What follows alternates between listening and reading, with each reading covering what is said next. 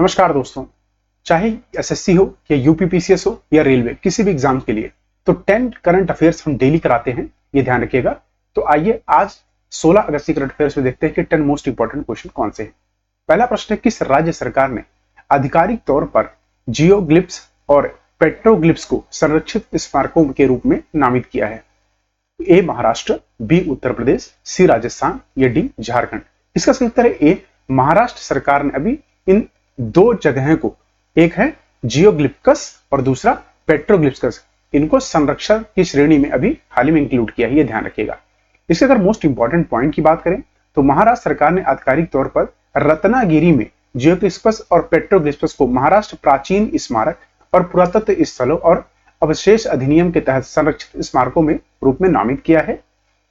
जियोग्लिप्कस और पेट्रोग्लिप्कस मेसोलिथ युग के कला और प्राचीन के रूप में हैं, जिन्हें विभिन्न जानवरों के आंकड़े और पैरों के निशान हैं, ये ध्यान रखिएगा।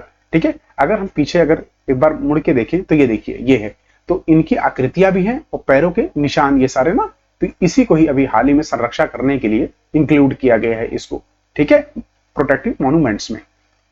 वहीं यहाँ की अगर बात करें तो मुख्यमंत्री कौन है महाराष्ट्र के? एकनाथ शिंदे। गवर्नर है यहाँ के पी राधाकृष्णन। राजधानी मुंबई है। वहीं अगर यूनेस्को की बात करें तो टोटल इसमें 44 भारत की साइटें हैं, ध्यान रखिएगा टोटल, जिसमें से 34 सांस्कृतिक स्थल हैं, 7 प्राकृतिक स्थल हैं और 2 मिश्रित हैं। ठीक है, आइए अगला प्रश्न देखते हैं। हाल ही में किस देश के हिंदुओं को सीएए के तहत सबसे पहले नागरिकता दी जाएगी? अभी हाल ही में इसका अनाउंसमेंट हुआ है। तो आइए ऑप्शंस देखते हैं। ए अफगानिस्तान, बी बांग्लादेश, सी पाकिस्तान या डी नेपाल। इसका सही उत्तर है बी बांग्लादेश, ध्यान रखिएगा। अभी आपको पता है ना बांग्लादेश में कैसे सत्ता पलट हो गई है ना, तो जो शेख हसीना वहां के पीएम थी, उनको देश छोड़ के भागना पड़ा और भारत में शरण लेनी पड़ी, है ना। तो कैसे मिलिट्री कू जिसे बोलते हैं, तो मिलिट्री क्या होती है, मिलिट्री कू की स्पेलिंग देख लीजिएगा, बहुत ही इंपॉर्टेंट है। इसमें क्या हुआ कि वहां के जब वहां पे बांग्लादेश में जब वहां लोगों ने विरोध करना शुरू किया तो मिलिट्री ने उसको कंट्रोल करने के लिए सत्ता अपने हाथों में ले ली। ठीक है, ये आपको ध्यान रखना है। उसी के साथ आइए मोस्ट इंपॉर्टेंट इसके पॉइंट देख लेते हैं। तो नागरिकता कानून संविधान के अनुच्छेद 5 से 11 के तहत दिए गए हैं। अफगानिस्तान, बांग्लादेश, पाकिस्तान के हिंदू, सिख, बौद्ध, जैन, पारसी और ईसाई, तो इसमें मुस्लिम नहीं है, ध्यान रखिएगा। ठीक है, मुस्लिम्स को इंक्लूड नहीं किया गया है। प्रवासियों को भारतीय नागरिकता के पात्र बनाने के लिए नागरिकता अधिनियम 1955 के संशोधन किया गया है। तो ये भी आपको ध्यान रखना है कि कितने देशों से? 3 देश हैं और इसमें मुस्लिम इंक्लूड नहीं है। ठीक है, इन संविधान को जिन लोगों ने 31 दिसंबर 2014 को या उससे पहले भारत में प्रवेश किया है, उन्हें अवैध प्रवासी नहीं बोला जाएगा, ये आपको ध्यान रखना है। ठीक है, जिसके प्राधिकरण का मार्ग प्रशस्त होगा, अर्थात उन्हीं को ही इसमें सीएए के तहत दिया जाएगा। ठीक है, तो ये डेट है 31 दिसंबर 2014। अच्छा, कमेंट बॉक्स में बताइए, मैंने इसमें नहीं लिखा इसीलिए, कि सीएए लागू कब हुआ था। ठीक है, लागू कब हुआ था, मैं सच कह रहा हूं, आप कमेंट करेंगे तो जिंदगी में भूलेंगे नहीं इस चीज को। वहीं अगर इसका इंपॉर्टेंट पॉइंट है, अवैध प्रवासियों के लिए संशोधन असम, मेघालय, मिजोरम और त्रिपुरा में कुछ आदिवासी जो 6ठी अनुसूची में तहत है ना, उनमें बाध्य नहीं, मतलब उनको रिलैक्सेशन दिया हुआ है। साथ में बंगाल पूर्वी सीमा को भी इस अधिनियम में नहीं जोड़ा गया है, ये ध्यान रखिएगा। अच्छा, इनर लाइन परमिट आपको पता है? इनर लाइन परमिट क्या होती है? जो हमारे नॉर्थ ईस्टर्न स्टेट्स है ना, नॉर्थ ईस्ट स्टेट्स, उसमें जो ये 4 राज्य है ना, अरुणाचल प्रदेश, मिजोरम, नागालैंड और मणिपुर, इसके साथ साथ कि ये आपको पता है लाड का मतलब लद्दाख, तो लद्दाख रीजन में अगर एंट्री करने के लिए जो वहां के लोग हैं उनको इनर लाइन परमिट लेनी पड़ती है, और जो फॉरेनर्स हैं अगर उनको परमिट लेनी है तो उन लोगों को क्या करना पड़ता है कि या तो सुपरिटेंडेंट ऑफ पुलिस या तो वहां के जो डीसी हैं, डेप्यूटी कमिश्नर, ठीक है, तो डिप्टी कलेक्टर जो बोल दो, तो उनसे परमिशन लेनी पड़ती है। ठीक है, ये ध्यान रखना है आपको। आइए इसी के साथ अगला प्रश्न देखते हैं कि कामिकोज ड्रोन किस संगठन द्वारा विकसित किया गया? हाल ही में इसको अभी विकसित किया गया है भारत के द्वारा, तो किस संगठन ने इसको बनाया है? एनएएल, डीआरडीओ, एंट्रेक्स या एचयूएल?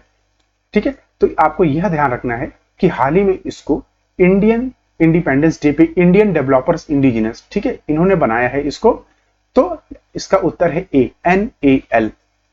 एनएएल ये आपको ध्यान रखना है। एनएएल की फुल फॉर्म अगर देखें तो नेशनल एरोस्पेस लेबोरेटरीज ने इसको बनाया है। साथ में ये आपको ध्यान रखना है कि जो कामिकोज ड्रोन है, ये भी आ सकता है कि कामिकोज क्या है जो न्यूज में था, तो ध्यान रखिए एक ड्रोन है। ड्रोन क्या होते हैं? जो स्वचालित होते हैं, मतलब इसमें कोई आदमी नहीं बैठता, तो अनमैन्ड होते हैं। कैसे होते हैं? अनमैन्ड एरियल व्हीकल होते हैं। अच्छा, इसको अगर आप देखें, इसको डू एंड डाई इस पे किया गया है, बनाया गया है। डू एंड डाई के मतलब इसे करो या मरो मानव रहित हवाई यान, मतलब कि या तो देखो ये जाएगा, काम करेगा और वहीं नष्ट हो जाएगा। ठीक है, ये इसका मतलब होता है। तो डिजाइन किया गया है, यह 1000 किलोमीटर तक उड़ान भर सकता है। ये बहुत इंपॉर्टेंट है। अच्छा, एक क्वेश्चन आप ये बताइए, डू एंड डाई किसने दिया था स्लोगन? डू और डाई किसने दिया था ये स्लोगन? आइए अगला प्रश्न देखते हैं। अगला प्रश्न है, हाल ही में फूमियो किशिदा ने किस देश के प्रधानमंत्री के रूप में पद छोड़ने की घोषणा की है? वेरी इंपॉर्टेंट क्वेश्चन, ये ध्यान रखिएगा। अच्छा, जो लोग चैनल पर पहली बार आए हैं, कृपया कर चैनल को सब्सक्राइब जरूर कर दीजिएगा, और हाँ, अपने दोस्तों के साथ जरूर शेयर करिएगा और वीडियो को लाइक जरूर करिएगा। आइए ऑप्शन देखते हैं। A Taiwan, B Malaysia, C Japan या डी साउथ कोरिया। इसका सही उत्तर है सी। जापान के प्रधानमंत्री फूमियो किशिदा ने अभी बोला है कि मैं यह पद छोड़ दूंगा। क्यों बोला है उन्होंने? ये जापान के प्राइम मिनिस्टर फूमियो किशिदा, इन्होंने वहां पे एक्चुअली क्या है, इनके खिलाफ ना अभी ये हुआ है कि करप्शन के कुछ इश्यूज आए हैं। उसी करप्शन के इश्यूज को लेकर इन्होंने बोला है मैं पद छोड़ दूंगा। आइए इसी के साथ हाल ही फिलहाल में जितने भी पीएम और प्रेसिडेंट नियुक्त हुए हैं उन सबको हम यहाँ रिवाइज कर लेते हैं। जैसे ध्यान रखें, ईरान के अभी नए राष्ट्रपति बने हैं मसूद पेजेश्कियान। पाकिस्तान के राष्ट्रपति बने हैं आसिफ अली जरदारी। पाकिस्तान के जो पीएम बने हैं वो शहबाज शरीफ। कजाकिस्तान के नए पीएम बने हैं उल्जास बेक्टिनोव। यमन के पीएम बने हैं अहमद अवदबीन। फिलिस्तीन के नए पीएम बने हैं मोहम्मद मुस्तफा। ताइवान के राष्ट्रपति बने हैं लाई चिंगते। सिंगापुर के पीएम बने हैं लॉरेंस वोंग। और इंडोनेशिया के नए प्रेसिडेंट बने हैं प्रबोतो सुबियांतो। वहीं अगर हम बात करें नए प्रधानमंत्री यूनाइटेड किंगडम है ना, यूके के, कौन बने? सर कीर स्टारर। अच्छा, आइसलैंड के पीएम बने हैं बेनेजी बेनेडिक्सन। ये ध्यान रखिएगा, ठीक है। फ्रांस के सबसे युवा और पहले समलैंगिक राष्ट्रपति गैब्रियल अट्टल, ठीक है। फिनलैंड के प्रेसिडेंट बने हैं अलेक्जेंडर स्टब। पुर्तगाल के पीएम बने हैं लुई मॉन्टेनेग्रो। आयरलैंड के नए पीएम बने हैं साइमन हारिस। हंगरी के राष्ट्रपति बने हैं तमास सुल्याक। स्लोवाकिया के राष्ट्रपति बने हैं पीटर पेलिक्रिनी। मिस्र के तीसरी बार राष्ट्रपति बने हैं अब्दुल फतेह अल सीसी। अच्छा, कल मैंने आपको याद है रवांडा के अभी चौथी बार प्रेसिडेंट के रूप में किसने शपथ ली है? यह आप मुझे कमेंट बॉक्स में बताइए, ठीक है। आइए अगला प्रश्न देखते हैं। किस देश ने भारतीय प्रौद्योगिकी संस्थान आईआईटी मद्रास में जल प्रौद्योगिकी केंद्र स्थापित करने के लिए एक परियोजना पर हस्ताक्षर किए हैं? आपको पता है आईआईटी मद्रास अभी रैंकिंग में ना ये नंबर 1 पे आया है इंडिया में, ये आपको पता होना चाहिए, ठीक है। तो आइए ऑप्शन देखते हैं। A Canada, B Israel, C China या डी फ्रांस। इसका सही उत्तर है बी। इजराइल ने अभी इंडिया के साथ यह हस्ताक्षर किया है कि आईआईटी मद्रास में जल प्रौद्योगिकी केंद्र स्थापित किया जाएगा। आपको पता है आने वाले ज्यादा से ज्यादा 5 सालों में जल एक बहुत बड़ा संकट होने वाला है पूरे विश्व के लिए, ठीक है। वहीं 2050 तक आंकड़े लगाए जा रहे हैं कि जल भारत में बहुत ज्यादा डिप्लीट हो जाएगा। डिप्लीट मतलब कम हो जाएगा। तो उस कमी को कहीं ना कहीं अब क्या करना पड़ेगा, जो गंदा पानी है ना उसी को साफ करना पड़ेगा। तो उसी की साफ सफाई में ना हमारी मदद कौन करेगा? इजराइल। इजराइल की आपको पता है टेक्नोलॉजी कितनी अच्छी है। तो खैर अभी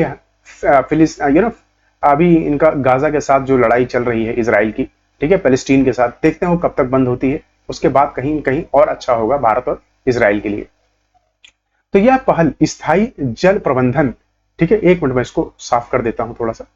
यह पहल स्थायी जल प्रबंधन में भारत के प्रयासों को मजबूत करने और जल संसाधन प्रबंधक प्रथाओं को सुधार करने के लिए डिजाइन की गई है। इजराइल के प्रधानमंत्री हैं बेंजामिन नेतन्याहू। राजधानी यहाँ की जेरूसलम। अच्छा, एक बार मैं कहूंगा इसका मैप जरूर देखिए।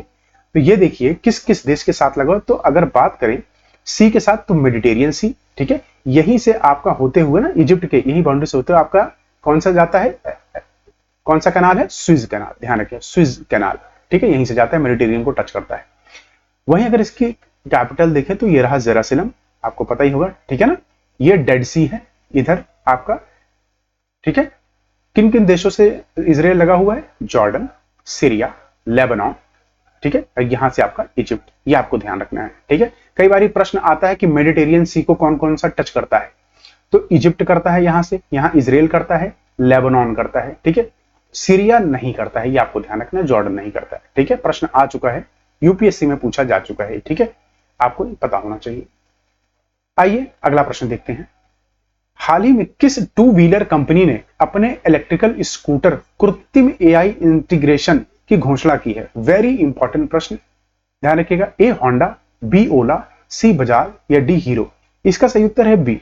अभी ओला ने इसकी घोषणा की है, ध्यान रखिएगा। तो कृत्रिम एआई चैट पूछा जा सकता है किसने लॉन्च किया है, तो ओला ने। ठीक है, ये आपको ध्यान रखिएगा। आइए इसी के साथ एआई आधारित जितने भी प्रश्न हैं उन सबको यहां पे हम रिवाइज कर लेते हैं। अच्छा, कमेंट बॉक्स में बताइए ओला के हमारे सीईओ कौन है? ठीक है, सीईओ कौन है? तो ओला ने भारत में पहला एआई मॉडल लॉन्च किया है कृत्रिम नाम से। ठीक है, बाइकों के लिए। जनरेटिव एआई प्लेटफॉर्म टोपाज किसने लॉन्च किया है? इन्फोसिस ने। इन्फोसिस कहां की कंपनी है? इंडिया की। ओपन एआई किसने बनाया है? चैट जीपीटी ने। जीपीटी की फुल फॉर्म है generative pre train transformer. Russia का एआई का नाम है गीगा चैट। किसने एआई ओडिसी प्रोग्राम लॉन्च किया है? तो माइक्रोसॉफ्ट। शिक्षा में बहुभाषावाद को बढ़ावा देने के लिए किस नाम से एआई आधारित ऐप लॉन्च की है? अनुवादिनी। वर्ल्ड्स फर्स्ट एआई ड्रेस किसने बनाई है? मेडुसा ड्रेस नाम है गूगल के कंप्लॉय ने बनाई है, क्रिस्टिना अस ने।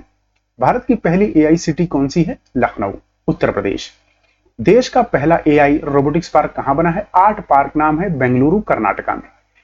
रिलायंस हनुमान नाम से एआई चैटबॉट लॉन्च करेगी, ये आपको ध्यान रखना है। भारत का पहला एआई स्कूल कहां पर है? तिरुवनंतपुरम, नाम है शांतिगिरी विद्या भवन। भारत में विश्व के पहले एआई संचालित एंटी ड्रोन सिस्टम को लॉन्च किसने किया है? यह आप मुझे कमेंट बॉक्स में बताएंगे, और इसका नाम है इंद्रजाल। एआई गॉडफादर कहते हैं जेफरी हिंटन को। किस यूटी ने भारत का पहला टेली मानस चैटबॉट लॉन्च किया है? तो जम्मू एंड कश्मीर ने। दुनिया का पहला एआई सॉफ्टवेयर इंजीनियर डेविन किस कंपनी ने बनाया है? तो कॉग्निशन, ये आपको ध्यान रखना है। एआई सुरक्षा पर पहला शिखर सम्मेलन कहां हुआ था? तो ध्यान रखिएगा, यूके के ब्लेचले में 2023 में हुआ था। यह आपको पता ही होगा, मैं जहां तक आशा करता हूं। दूसरा है एआई सुरक्षा पर दूसरा शिखर सम्मेलन कहां हुआ था? तो सियोल में हुआ था, साउथ कोरिया की राजधानी। किस एआई ने पीएम मोदी के भाषणों का संवादन, ठीक है, को तमिल में अनुवाद किया था? तो भाषिन लाई। सुप्रीम कोर्ट ने भी एआई आधारित क्षेत्रीय भाषा अनुवाद उपकरण लॉन्च किया है, सुवास नाम से। यह आपको ध्यान रखना है। ठीक है, आइए इसी के साथ अगला प्रश्न देखते हैं। अगला प्रश्न है, भारत किस देश के साथ अपनी मुद्राओं के लिए गतिशील संदर्भ दर, ये बहुत ही इंपॉर्टेंट है, पेश करने के लिए काम कर रहा है? अभी हाल ही में इस पर हस्ताक्षर हुए हैं। प्रश्न ये भी आ सकता है कि गतिशील संदर्भ दर क्या है, किससे संबंधित है? ठीक है, तो आपको ध्यान रखना है किससे है, तो मुद्राओं से संबंधित है। ठीक है, आइए ऑप्शंस देखते हैं। ए Finland, B USA, see Russia या डी यूके? इसका सही उत्तर है सी रशिया, जैसे कि आपने यहां पर एक्सप्लेनेशन में देख ही लिया होगा। तो भारत और रूस अपनी मुद्राओं, भारतीय रुपया आईएनआर बोलते हैं और रूसी रुपया को क्या बोलते हैं? रूबल। ठीक है, कि गतिशील संदर्भ दर शुरू करने पर काम कर रहे हैं ताकि दोनों देशों के बीच वित्तीय लेन देन के आसान बनाया जा सके और अमेरिकी प्रतिनिधियों का प्रभाव कम किया जा सके। आपको पता है ना कैसे सैंक्शंस लगा के यूएसए लोगों को एक कंट्री से दूसरे कंट्री से ट्रेड करने से रोक देता है, जो कि एक बहुत बड़ी अपने आप में खामियां हैं। क्योंकि देश अब क्या है, डिपेंडेंसी किस पे है? डॉलर्स पे। भाई अगर जिसके ऊपर आप डिपेंडेंसी, अगर उससे अच्छी मित्रता नहीं है तो आप कभी भी छोड़ सकता है ना। वही यहाँ के राष्ट्रपति कौन है? व्लादिमीर पुतिन, ये ध्यान रखिएगा। ठीक है, कहाँ के? रशिया के। इसी के साथ इसका अगर इंपॉर्टेंट मैप देखें ना, जो कि बहुत इंपॉर्टेंट है एग्जाम की दृष्टि से, तो रशिया ये रहा आपका, इसकी कैपिटल है मॉस्को। ठीक है, तो कजाकिस्तान इसके साथ में अस्टाना, यह कैपिटल। चाइना, ये हमारा प्यारा भारत, इसी कैपिटल। तो कई बार प्रश्न आ सकता है कि ये रशिया किस किस पड़ोसी देश की बाउंड्री टच करते हैं। ठीक है, मंगोलिया, इसकी कैपिटल है उलन बतार। चाइना टच करता है, कजाकिस्तान करता है। यहाँ आपका आ जाओ, कुछ कंट्रीज यहाँ हैं, कुछ यूरोप की हैं। ठीक है, इस जो पार्ट को पूरा कहते हैं उरल माउंटेन्स कहते हैं, ये यूएस यूरोप और रशिया को अलग करता है। ठीक है, इस पूरे पार्ट को ना यूरेशिया कहते हैं, ये ध्यान रखना है। आइए अगला प्रश्न देखते हैं। हाल ही में संयुक्त राष्ट्र में भारत के स्थायी प्रतिनिधि के रूप में किसे नियुक्त किया गया है? ए टीवी स्वामीनाथन, बी अनुराग अग्रवाल, सी विनय मोहन क्वात्रा या डी परवतनी हर्ष? तो ध्यान रखिए कि सही उत्तर है डी परवर्तनी हरीश को अभी हाल ही में इस पे अपॉइंट किया गया है। तो ये है हमारे पी हरीश, ये ध्यान रखिएगा। तो यूएन रिप्रेजेंटेटिव बनाए हैं परमानेंट अभी हाल ही में। अच्छा, टीवी सोमनाथन को मैंने कल आपको बताया था क्या बने हैं ये, तो ध्यान रखिए अभी कैबिनेट सेक्रेटरी बने हैं। ठीक है, इंडिया के नए कैबिनेट सेक्रेटरी। विनय मोहन क्वात्रा, कमेंट बॉक्स में बताइए ये कौन है। ठीक है, ये आप बताइए। आइए इसी के साथ हाल ही फिलहाल में जितनी भी इंपॉर्टेंट नियुक्ति हुई उन सबको देख लेते हैं। तो रुचिरा कंबोज संयुक्त राष्ट्र की पहली महिला प्रतिनिधि, ध्यान रखिए फर्स्ट रिप्रेजेंटेटिव महिला में। नए कैबिनेट बनाए गए हैं टीवी सोमनाथन को। यूपीएससी की नई चेयरमैन प्रीति सूदन भी बनी है। चंद्रलाल दास इस्पात मंत्रालय के अतिरिक्त सचिव बने हैं। मुक्केबाजी में भारत के सबसे कम उम्र ओलंपिक रेफरी बने हैं कपिलन साई अशोक, ये ध्यान रखिएगा। संयुक्त राष्ट्र की आर्थिक और सामाजिक परिदृश्य का अध्यक्ष बनाया गया है बाब राय को। वही डॉक्टर प्रिंसटन जॉर्ज आईसीएमआर और सीएमएफआरआई, जिसकी फुल फॉर्म है Indian council of agriculture research centre marine fisheries research institute के निदेशक नियुक्त हुए हैं। जेनेट यंग दोबारा amps academy for motion pictures and arts की साइंसेस की अध्यक्ष बनी है। वहीं Shubhanshu Shukla international space station में अभी हाल ही में चुनाव हुआ था, मतलब अभी हाल ही में इनको ना चुना गया है एस्ट्रोनॉट के लिए, ध्यान रखिएगा। तो इंद्रमणि पांडे को बिम्स्टेक सेक्रेटरी जनरल बनाया गया है। रघुराम अय्यर को भारतीय ओलंपिक संघ का सीईओ बनाया गया है। अनिल कुमार लपट्टी को ट्राई का हेड बनाया गया है। राष्ट्रीय चिकित्सक आयोग के नए अध्यक्ष बनाए गए हैं बीएन गंगाधर को। सरकार ने रॉबर्ट जे रवि को बीएसएनएल का नया सीएमडी नियुक्त किया गया है। विनय मोहन क्वात्रा को अमेरिका में भारत का नया राजदूत बनाया गया है। आइए अगला प्रश्न देखते हैं। हाल ही में उत्तर भारत की सबसे बड़ी फ्लोटिंग सोलर परियोजना कहां शुरू हुई थी? वेरी इंपॉर्टेंट प्रश्न, ऐसे प्रश्न कई बार आते हैं। तो ध्यान, इसका सही उत्तर है डी, मध्य प्रदेश में हाल ही में इसको अभी खोला गया है, ये ध्यान रखिएगा। साथ में ये ध्यान रखा कहां पर, तो ओमकारेश्वर, ठीक है, भगवान शंकर जी का यहाँ मंदिर है। वही floating solar project Madhya Pradesh के खांडवा जिले, अगर पूछा जाए किस जिले, खांडवा जिला, ध्यान रखिएगा। यह भारत का सबसे बड़ा सौर पार्क है और मध्य और उत्तर भारत में सबसे बड़ी अस्थाई, अस्थाई मतलब तैरने वाली भैया, तैरने वाली, ध्यान रखिए, फ्लोटिंग, ठीक है, फ्लोटिंग पानी के ऊपर तैर रही है, जो 90 मेगावाट ऊर्जा पैदा करेगी। कितनी? 90 वाट, ये ध्यान रखिएगा। अच्छा, मध्य प्रदेश के सीएम कौन है? मोहन यादव। और राज्यपाल यहाँ के गंगू भाई सी पटेल। एक बहुत बड़ी रोचक बताता हूं, मध्य प्रदेश को ना भारत का दिल भी कहते हैं। दिल, भारत का दिल क्या है? मध्य प्रदेश। साथ में ये भी ध्यान रखें, भारत का दूसरा सबसे बड़ा राज्य है ये, पहला कौन सा है वो आप मुझे कमेंट बॉक्स में बताएंगे। आइए अगला प्रश्न देखते हैं। अगले प्रश्न से पहले एक बार इसका जरूर मैप जरूर देख लिया, किन देशों के और किन राज्यों के साथ इसकी बाउंड्री शेयर होती है। ठीक है, अगला प्रश्न है हमारा कि वर्ष 2024 के लिए स्नातकोत्तर श्रेणी में NIU NMCG सर्वश्रेष्ठ थीसिस पुरस्कार किसने जीता है? वेरी इंपॉर्टेंट प्रश्न।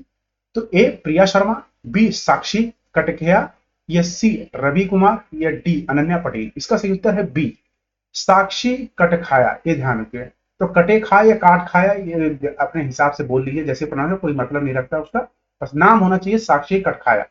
ठीक है, ये है साक्षी कटखाए। अभी हाल ही फिलहाल में जितने अवार्ड दिए गए थे ना, उन सबको हम यहाँ रिवाइज करेंगे, जैसा कि मैं हर बार कराता हूँ आपको। ठीक है, तो आइए देखते हैं। गुलेप्पा हिलकरी अवार्ड 2024 किसको दिया है? सिंगलिंग पंटन शेट्टी को। विश्व प्रेस फोटो मोहम्मद सलीम को। आर्यभट्ट पुरस्कार पवलरवी सुब्बाराव, पी सुब्बाराव भी बोल सकते हैं आप। लता दीनानाथ मंगेशकर पुरस्कार 2024 अमिताभ बच्चन को। एबेल पुरस्कार गणित का जिसे कहते हैं ना नोबेल पुरस्कार, मिशेल तालाग्रैंड को दिया गया है। इरामस पुरस्कार अमिताभ घोष को दिया गया है। 2024 प्रिट्जगर पुरस्कार रिकेन यामामोटो को दिया गया है। सैन gender advocate of the year award 2023 का राधिका सेन को दिया गया है।